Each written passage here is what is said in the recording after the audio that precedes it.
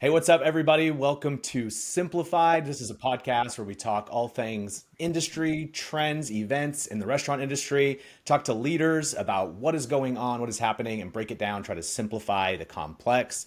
I am Matt with Training Simplified, and today I'm super excited to welcome Mehdi Zarhloul from Crazy Pita.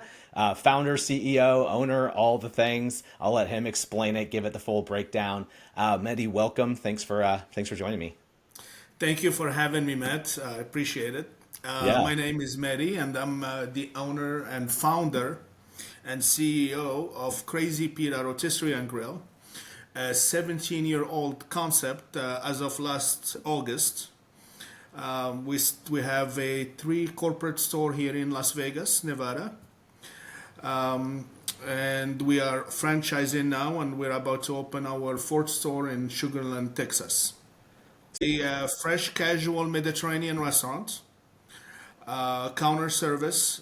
We specialize in cooking pita sandwiches, rotisserie, skewers in formats of either sandwiches or bowls or plates or salads. Yeah, so that's what we've been doing the last 7 years, cooking up some good home cooked food. That's awesome. And how would you said rotisserie grill. How would you else would you describe the food? It's called Crazy Pita. Are you selling pitas? Well, yes, we do sell pitas.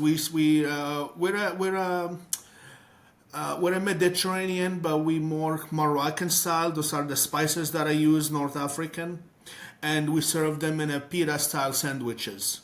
Versus doing a baguette sandwich or anything like that. The pitas, we found it's more.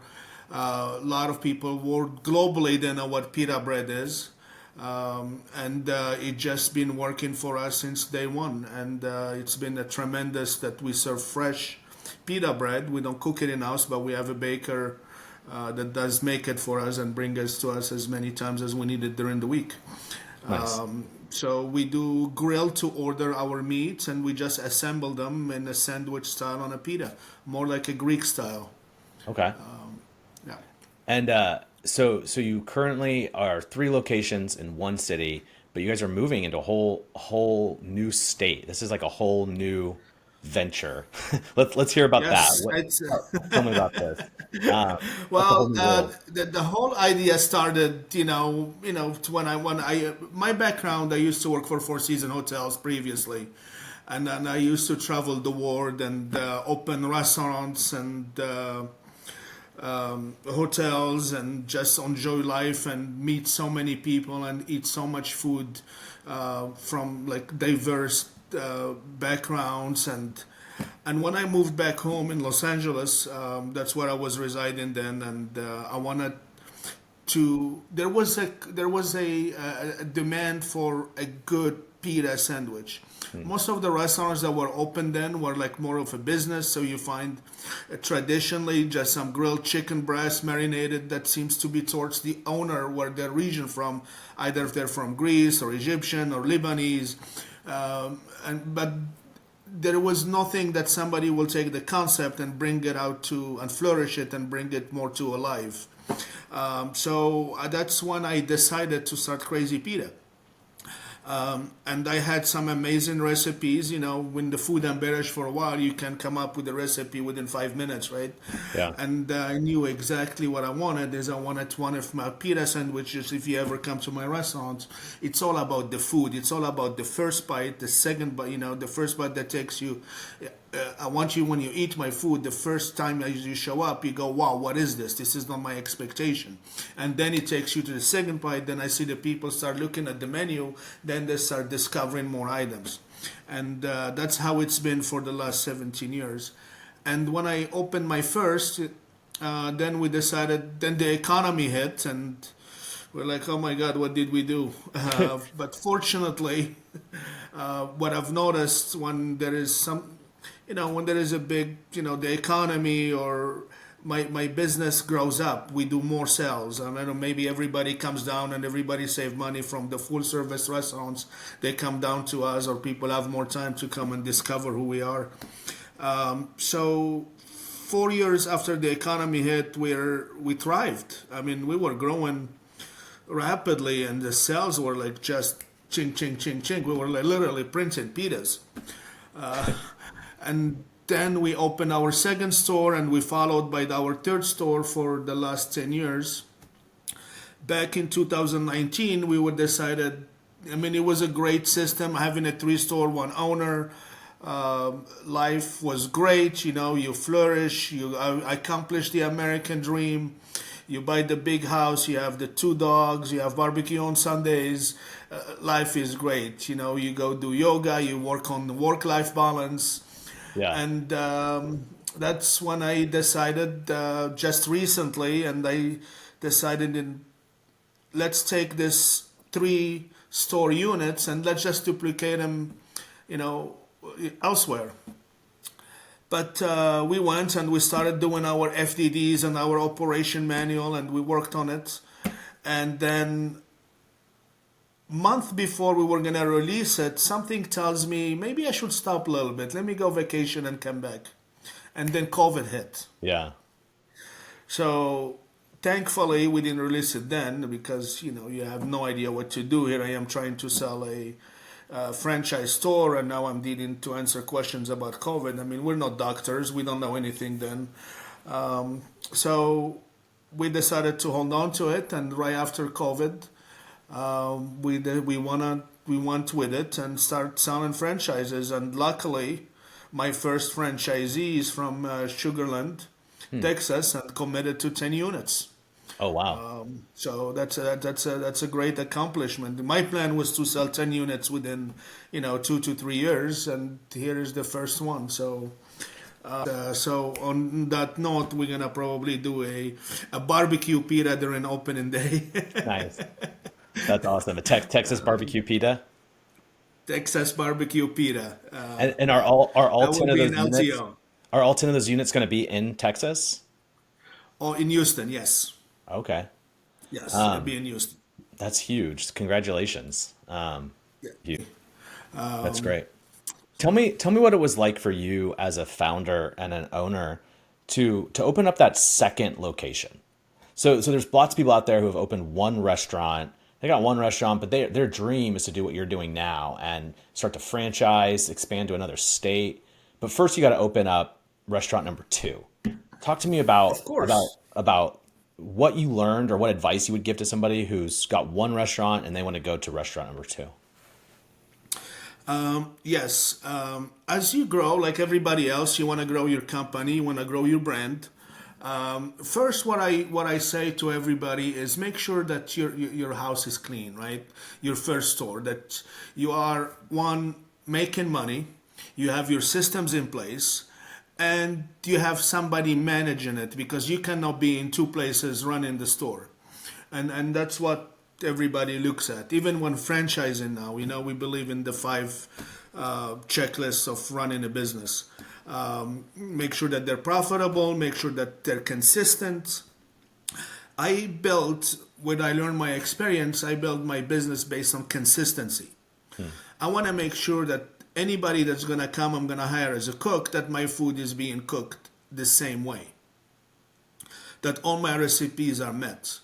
And they're very simple recipes. I design it based so I can bring in somebody, hire somebody in Texas. I'll show him once how to make it, or I train him, and it will become so simple to follow the procedures. Right. And that's what first we had to establish. Consistency was number one. In your food, in the way you do your accounting, the way you do your marketing. Well, marketing evolves all the time, and the way you do your service. Connecting with your community, because those are the people that's going to spread the word about you, and they're going to talk about you, and they're going to come and frequent your places, the second store. Connecting, consistency and connection are very, very, very important. Makes sense. Yeah. I love you mentioned. Yeah. Okay, so you said there's the 5 checklists of running a business. What are those 5 checklists? Well, I'll share them with you. The checklists are: first, you gotta make money, right? Okay. First, second thing, you gotta have a consistent system. You gotta have your system and docs in place, and you gotta have your marketing in place. That's the third one, and then you have to have your accounting, right? You have to have your systems, and then your kitchen should be so simplified Hmm. that you have all those, and you gotta have line, and they gotta be more um, consistent with all the five of them, so they would be more enticing for anybody that wants to jump on your unit. You're selling now. You're not selling a pita now. Now you're selling a business. You're selling a lifestyle to somebody, and Yeah. it's their bread and butter. And you're competing against other restaurants or other franchises who are well financed, and the team behind you that supports you, and it's all connected. We luckily, for the last 2 3 years after COVID, which things have changed, Yeah. we had to change with it as well. We had to change so many things on the way we operate, not the way but our goal is the same. We're consistent. We haven't changed our food. We kept it the same. We might have increased prices here and there, but we looked at our systems. What do we do now with the labor issues and food cost and beverage? I mean, everything is going high, high, high, high, and at the end of the day, you have to make money. So I created an ecosystem that is unique to Crazy Pita. Hmm. Um, and I'm sure a lot of restaurants do the same, but each one is unique to their own system. Not what I do now may not be duplicated someone else, but it's the same concept. And then, in all honesty, Matt, and I am about just completed it, and it's you feel it. I mean, once you create it, it's like you feel it. It's alive. It's working, and Yeah. and it's all centric through your technology, through your POS system, right? It's the center. It's like the heartbeat, right? And then you look at bringing your customers. Acquiring a customer.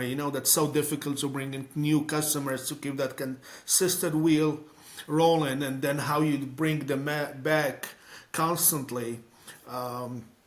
I do what I do personally, and when I connect with my guests on the floor, is I go and I ask and I talk to guests, and I always say, "Hey, thank you for your business. Good to see you again. Let me ask you, how many times you come to Crazy Pita?" And they tell me I come here about once, twice a week. I'm like, what can I do to make it 3 times, right? Yeah. It's all about increasing that frequency. And either I do it through a loyalty program, or through an email blast, or through a text, or through a gift card or some sort. Just kind of bring that loop, so that way you can guarantee your increase of your business on a quarterly basis, and that way you have good comps at the end of the year. But that's what I do, and mostly I focus on that ecosystem being operated on its own. But Um, that makes sense to have that ecosystem in place is the only way to go to 10 units in Texas, right? To make what you're doing replicable. well, actually, not only 10 unit, only if you have one restaurant nowadays, it is Right. necessary to do the same, right? Get from one to Because you two. don't want to spend, the days where everybody say I'm working 80, 100 hours a week, you don't want to do that anymore, right? Yeah. When you hear, we used to hear, oh, I'm working 60, 70, 80 hours, we don't want to do that. I mean, the restaurant field has changed. We want to be able, our staff, our managers, can have their 40-hour week, maybe 45 for a manager to work, and they have their 2 3 days, 2 days off. We want to Yeah. enjoy life like everybody else, and the best thing, and we found a system that we get compensated for it. That's great. That's just like any other industry. You were telling me before we started chatting here, you mentioned something about how you train people, and it might be different than maybe what I would recommend, or what some competitors would recommend. I would love to hear, like, what is your thoughts on this? How do you train employees? Well, What's your go-to there? training has evolved big time. Training changes constantly. There is some amazing softwares out there. You know quite a few of them. You have one of them. You managed quite a few businesses that do the same. But for the training has to fit your restaurant. And we deal with a lot of 16, 17-year-old cashiers, right? Now, the training that I offered for those 16, 17, they don't want to have an application that they're gonna come and they don't want to feel like they're in school, right? When they come to work, the 16-year-old, 17-year-old kid, that's like they're away from home, that's their escape, right? And once they show up and you start giving them programs and apps, follow this, and I'm going to give you points once you reach, and you want to get them involved, well, they don't want that. They just want to come. They want to work their 3-4 hour shifts, have fun, talk to a customer, talk to their friends, and then it's a get. And one of the businesses that's good at the young one is the Dutch Bros. They're very good at them. Everybody wants to work for them. When they Yeah. open, every teenager wants to work there because they're inside, they're having fun, they allow them to their texting. When my guys do text, yes, I let them text. It's no, you cannot say no. While we feel the place is, it's okay as long as they understand what I'm teaching them is how to operate a business. You teach them how to manage themselves, and we give them that stepstone. So when they leave us, either they work for us for 3-4 months for a teenager is a long time, Yeah. right? So most of the training programs are designed for like 1 year, 6 years. We use those programs are used for managers and supervisors. That's what we are looking at now, and we're working with the other software companies who's going to help us hopefully design one just solely for the supervisors and the managers, because they're the one who are there for 30-40 hours, and Yeah. that's what we focus on. So instead of focusing on like 20-30 people in one restaurant, let's just focus on your core, on 5. Those are the people we need to train hard, Right. because they're the one that's going to connect with the customer. They're the one that's gonna, place that, make your happy place to work. So that's where the training is focused on I the management and the top management. I 100% agree that really investing in the manager development makes the most sense. And especially, I mean, you're saying this, like the 20, 30 other people in the restaurant, like maybe they're there 3 or 4 hours, even a week, and maybe only there for 3 or 4 months. It, yeah, and having, But you gotta keep those younger ones happy yeah, during the 3-4 hours they come, because you want them to stay with you for the next 2 years while they're graduating from school. totally, They come at 16, 17, they're gonna leave high school a year and a half from now. You wanna keep them because you don't wanna keep training people over and over and over, or so you gotta kind of listen to them and see what their wants and needs, right? They don't want to wear the color uniform anymore because it doesn't look cool, right? yeah, So you could create some sort of uniform that they're happy with, that they're gonna wear with some nice jeans and tennis shoes, and you gotta make them cool. You want to ask them about their school. You want to agree with them. You offer them. You're more like a lifetime coach than just an employer. That's like an employer. Most luckily, yeah, in my community, most of the people that we hire, we've known them when they were born, when their parents were bringing them in their carts, right? I have now kids working. Crazy Pita is older than some kids that were really born in that area. yeah. It's either I'm getting old or it's time to retire, right? Maybe both. Maybe both.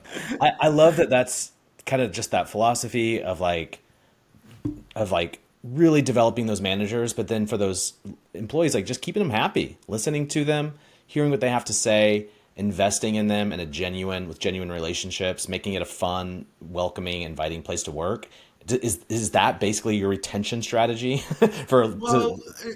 Well, but you have to hold them accountable, right? Yeah, You gotta teach them. You gotta show them. Okay, you want this, you gotta do this, right? yeah, You still gotta follow my guideline. You still follow my steps, my service. Right. You still gotta follow your ABCs. You still gotta know what's inside your chicken pita. And in order you wanna have a free chicken pita here, and you wanna have your break, and you wanna go through your phone during your break. And I offer my staff free food. I don't charge them for anything, right? They Right. come for 3, 4 hours. They can get a free pita. They sit down. They put their iPad in their ear. They're texting. They're looking at their, you know, Instagram or whatever they do. Yeah. That's their time. That's their happiness, right? Yeah. And but they know. But the only difference is make them is at home when your mommy and daddy tell you go take the trash, and you say no. Here I pay you money for it. So if you want to continue getting that money, you have to take that trash out. Right. You have to clean this. You have when you come in. And I tell you, I don't have any problems with any of my cashiers doing any side work. It's been working for me, right? It's been working great. It worked for me for a number of years, and it will continue. Now, with the labor situation change and the high costs and things, we have looked at a little bit of technology. I'm one of the first restaurants in the country that does virtual cashiers. Oh, wow.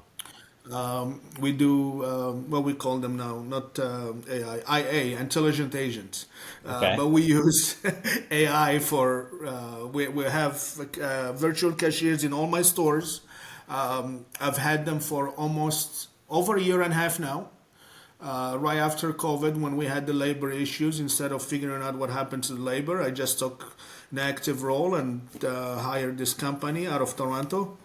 And they provide me with cashiers. They help me cover about 6,000 shifts a year between Wow. my 3 stores. The best thing is they show up every day. They're very well trained staff. They speak English very well. Some of them are went to school here in America and they went back home, and they're in the hospitality business, and they enjoy working for Crazy Pita, man. You should see the smile when I run into them and how happy they are interacting with the guests. And they follow our training guidelines, and they answer any questions. They upsell every time a virtual cashier takes an order. My check average is up about $2 to $3 up. Can you break that down for me? I've never experienced a virtual cashier. So you're saying if I walk into a Crazy Pita and I'm paying, I'm interacting with somebody on a screen that's in Toronto? That's in Pakistan. Wow. Okay. Yes. So you walk in, and my cashiers. One is I have one that's cashier on the floor that helps with the floor, and one that helps with the to go, and one screen like a PC, beautiful PC, nice white colors, and he just welcomes you. It's like you and me talking right now in Zoom. Yeah. And we use Zoom all day, and they're there from 11 a.m. to 7 p.m. So they help me cover 2 shifts, morning and PM, and I give them their 40 hours a week.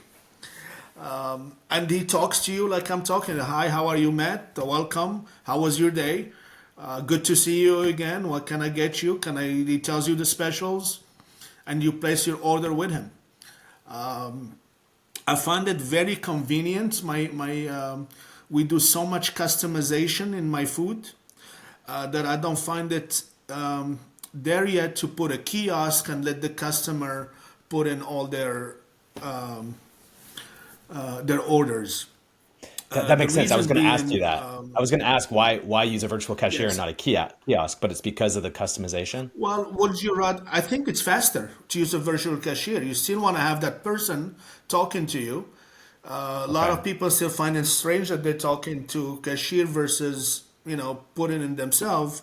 But you talk to somebody and you say, "Can I get a chicken skewer plate? No onions, no tomatoes. Substitute romaine for mixed greens," and he's just ringing it up for you, right?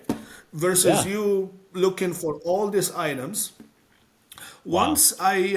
We are looking at some location in the future where we will have a kiosk plus a virtual cashier at the same time. But once I see, at the moment, it is about 30% of our orders are digital. About 10 to 15 are online, in-house online orders, and the rest are third party. Once I see an increase in our online orders and one that's reached 50%, which is coming up in the future, maybe in 2 3 years. I can guarantee you that the digital will be fit at 50% or more. Um, so you have to. That's when we can do add more kiosk where people they just want to ring and then putting a kiosk now is not easy. It's not cheap, right? Those things cost 4 or 5 grand units, and you put them, and you have to bring the internet, and you have to bring the electricity, and now you're Mm. dealing with more IT. Uh, Yeah. for a company than my size, I still like to operate with halfway technology, halfway humans. Yeah. And this solution does work for me. But don't forget, we are the humans. We're the one who create this AI, and we're the one who operate it. Yeah. So the big companies, like Taco Bell, Sweet Greens, White Castle, they're leading because they have the finance capital behind Right. them. They can do and test it. For me, I still have a mortgage to pay at the end of the month, so I gotta. Yep. I feel you. Well, that's really cool. Yeah, I've not personally experienced a virtual cashier. I'd like to next time I'm in Vegas, I'd like to come check it out at Absolutely. Crazy Pita. Well, Welcome well, you. well, congratulations on this next step of moving into Texas and this new franchise partner and these units that are going into Houston. I'm excited to see where you guys go. And I appreciate you taking the time to chat with me and share some of your insight. And I know it's been a long time coming. You've been doing this for a long time and at Crazy Pita and you founded it. It's kind of like Absolutely. it's like your Thank you, baby, Matt, for and I'm having sure it's me, exciting to and see it I'm sure we'll grow up connect and very move on to soon. the next phase. So thank you. I appreciate it.